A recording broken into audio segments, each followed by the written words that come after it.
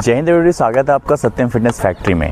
तो आज हम आपको मिलाने वाले हैं 800 के किंग यानी 800 मीटर एथलीट हैं और इंडिया को रिप्रेजेंट कर चुके हैं। तो आज हमारी इस वीडियो में हम जानने वाले हैं मिस्टर इरफान की लाइफ स्टोरी और उनकी लाइफ जर्नी कैसी होने वाली है।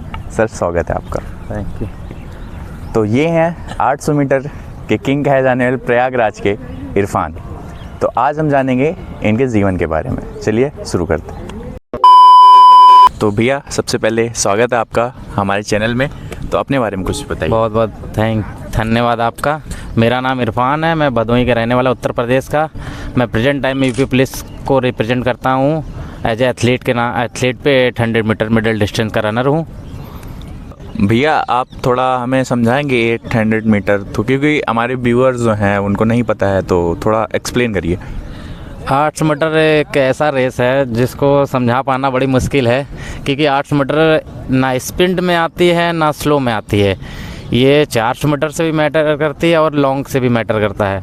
800 मीटर बहुत टफ इवेंट है जो कभी हम लोग भागा करते हैं, क्योंकि 800 मीटर एक ऐसा इवेंट है जो हर एक फिजिकल में यूज़ या हमेशा इन्वॉल्व रहता है। तो हर एक स्पोर्टमैन 800 मीटर से भागता है, क्योंकि फिजिकल में हमेशा रहता है। ये एक 800 मीटर का जो प्लेयर है उसकी क्या कहते हैं, स्ट्रेंथ, पावरिंग और स्टेमिना, ये सब कैसे डिफरेंट, कैसे रेडी हो तैयार करते हैं आप? ये 800 मीटर का रनर हमेशा अपना अब्डोमिनल पावर पे रहता है, जिसको अपर बॉडी में जान ज़रूरी होती है। और ये लॉन्ग पे भी अपना फोकस करता है, क्योंकि उसे एंडोरेंस लेवल पे भी काम करना रहता है। उसके साथ साथ पावर ट्रेनिंग पे भी इसको ध्यान देना पड़ता है, जो कि एक 5 या 10 हज़ार मीटर वाले उतना ध्यान नहीं देते, उनको ज़्यादा ज़रूरत नहीं। लेकिन एक मिडिल डिस्टेंस को 400 मीटर की तरह पावर चाहिए होती है, 400 मीटर की तरह स्पीड चाहिए होती है, और 1500 मीटर और 5000 मीटर की तरह एंडोरेंस चाहिए होती है। 800 मीटर इसीलिए थोड़ी सी टफ इवेंट कहलाता है। अगर भैया मैं बात करूं कि आपके जहां से आप बिलोंग कर रहे हैं, भदोही से, तो गांव से निकल के यहां तक आना, ये सफ़र कैसा था आपका? ये सफ़र तो बहुत सुहाना ही था, क्योंकि हमारे पास एक सीनियर ऐसे मिल गए, इसी हॉस्टल से पास आउट हुए थे, लॉन्ग जंप के थे। उन्होंने मेरी बॉडी को देखा, मेरा इवेंट देखा, फिर उन्होंने मुझे पहले 100 मीटर लॉन्ग जंप ही कराया था स्टार्टिंग में। फिर मैं 200 से इस हॉस्टल में ट्रायल दिया था 2017 में। ये पीछे मदन मोहन मालवीय स्टेडियम है प्रयागराज में, इसमें हुआ था। फिर 17 से मैं यहाँ आया तो 3 साल कंटिन्यू में 400 मीटर किया, जिसमें मैं 5 नेशनल खेला था, 5 में ही 4th रहा 400 मीटर में। उसके बाद मैं अपना इवेंट चेंज किया 2019 में 800 मीटर, जो मेरा पहला इवेंट रहा 800 मीटर, उसमें मैं गोल्ड किया। उसी हिसाब से फिर मैं अपना मेन इवेंट 800 मीटर बना लिया। अच्छा, तो भैया हर किसी के लाइफ में स्ट्रगल होता है, तो एक एथलीट के लाइफ में जो स्ट्रगल होता है एक स्पोर्ट्समैन के लाइफ में, तो कुछ हमारे व्यूअर्स को हमें कुछ आप शेयर करना चाहेंगे हमसे? स्ट्रगलिंग लाइफ यही था मेरी ज़िंदगी में, जो मैं भी इससे पहले बोला, 5 नेशनल खिला, मेडल 4th रहा। ये मेरी ज़िंदगी के सबसे दुखित समय बीतता रहा। यही छत पे मैं 1:30-2 बजे रात तक बैठा रह जाता था, सोचता रहता था मेरा ये लास्ट ईयर चल रहा है, 3 साल बाद पास आउट हो जाते, मतलब निकाल देते जब मेडल नहीं रहता है मेरे पास। ये इससे ज़्यादा बुरा दिन कभी नहीं रहा जब मैं 5 नेशनल में 4th रहा। फिर 6वां नेशनल में खेलने जब गया तो 800-400 दोनों लेकर गया, जिसमें फिर भी मैं 4th हो गया था सेमीफाइनल में 400 मीटर में। फिर 800 मीटर दूसरे दिन हिट में फर्स्ट किया, फिर लास्ट वाले दिन गोल्ड कर दिया। तो उसी दिन से थोड़ा सा अच्छा लगने लगा। लेकिन उससे पहले की जो 3 साल की ज़िंदगी स्ट्रगल थी वो बहुत ही मुश्किल थी। उसको बयां करना शायद किसी स्पोर्टमैन के हिम्मत नहीं होता कि स्ट्रगल लाइफ होती कैसी है। स्पोर्ट की दुनिया ही बहुत अलग होती है आम लोगों से। अगर हम डाइट की बात करेंगे, एक एथलीट की डाइट कैसे होनी चाहिए? एक एथलीट की डाइट भाई बहुत अलग होता है। फ़िलहाल सुबह से लेकर उनको शाम तक, रात तक मैनेज करना पड़ता है कि क्या खाना है, कैसे रहना है, कितना सोना है। ये आम इंसान को शायद उतना मैनेज नहीं करना पड़ता, क्योंकि आम इंसान उठता है, मानो 5 बजे बंदा उठ भी जाए तो भी उनको 10 बजे ऑफिस जाना है, लेकिन एक स्पोर्टमैन 11 बजे दिन में सो जाता है। वर्कआउट उसको 3 घंटा 4 घंटा सुबह देना है, शाम को देना है 4 घंटे। भैया, अगर हम बात करें 800 मीटर में, एक एथलीट जो होता है फिज़िकली तो समझ लीजिए बहुत स्ट्रांग है, बट उसका मेंटली इफ़ेक्ट कैसा होता है? मेंटली इफ़ेक्ट बहुत मायने रखता है, क्योंकि स्पोर्ट की दुनिया में मेंटली इफ़ेक्ट या किसी भी फील्ड में इंसान को मेंटली प्रिपेयर हमेशा रहना चाहिए। लोग के चक्कर में लोग आके आजकल की स्पोर्ट स्पोर्ट लाइफ में लोग जल्दी परफॉर्मेंस चाहते हैं। उनको 4 दिन हुआ नहीं, 10 दिन हुआ नहीं, भैया आप ये बता दो, भैया वो कर दो। तो स्पोर्ट की दुनिया बहुत छोटी नहीं है, बहुत लंबी है। जितना वक्त दोगे उतना निखरोगे। इसमें आपको पेशेंस रखना बहुत ज़रूरी है स्पोर्ट लाइफ में। आप आजकल के बच्चे, अब सुनने में बहुत आता है कि इंजेक्शन डोप वगैरह यूज़ कर रहे हैं, बहुत चीज़ें, ये सब मैटर कर रहा है। ये सब तो मैटर करता है, लेकिन एक छोटी से हम तो कहते हैं इंसान पहले अपने आप को देखे, हमारे अंदर किस चीज़ का वो है, कैसा नहीं है, कैसी बॉडी है। पहले घर का सिचुएशन देखे कि वो अपने आप में डाइट मेंटेन कर सकता है कि नहीं। फाइनेंशियल सपोर्ट एक स्पोर्ट लाइफ में बहुत ज़रूरी है, और माँ बाप का सपोर्ट, भाई बहन का। अगर मैं बात करूं कि जैसे आपने कहा कि घर वालों का सपोर्ट चाहिए, तो जब आपने अपने घर पे बताया कि मुझे एथलीट करना है, गेम प्रोफेशनल जाना है, तो घर पे क्या रिएक्शन रहा? मुझे फ़िलहाल जब मैं स्पोर्ट किसी स्टार्ट किया था 2017 में, तो मुझे स्पोर्ट के बारे में नॉलेज नहीं था, तो पापा को भी उतना नहीं पता था। तो मैं डिस्ट्रिक्ट लेवल पे 3rd आया था। तो उसी समय मेरा पेपर में नाम आया था डिस्ट्रिक्ट लेवल पे 3rd पे। तो उस समय मेरे पापा को थोड़ा सा अच्छा लगा कि पेपर में कोई बंदा है, पेपर में नाम आ गया। उसी समय मेरे पापा थोड़ा सपोर्ट करना चालू किए थे 2-3 महीने स्पोर्ट करने के बाद। जी। अब ऐसा नहीं होता है कि जब आप कभी घर जाते हो तो एक अलग सा माहौल ऐसा होता है कि हाँ, एक सेलिब्रिटी वाली फील आती है?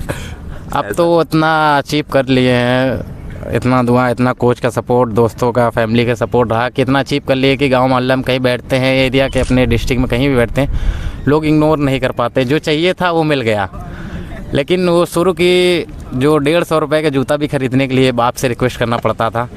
8-15 हज़ार भी ख़रीदने के लिए रिक्वेस्ट नहीं करना पड़ता, खाली फ़ोटो भेज देना पड़ता कि पापा भाई ये चाहिए। वो समय अलग था, ये समय अलग है। अगर मैं बात करूं कि जो नया बच्चा आ रहा है अभी एथलीट में, रनिंग करना चाह रहा है, स्टार्ट करना चाह रहा है, तो उसको आप क्या बताना चाहेंगे?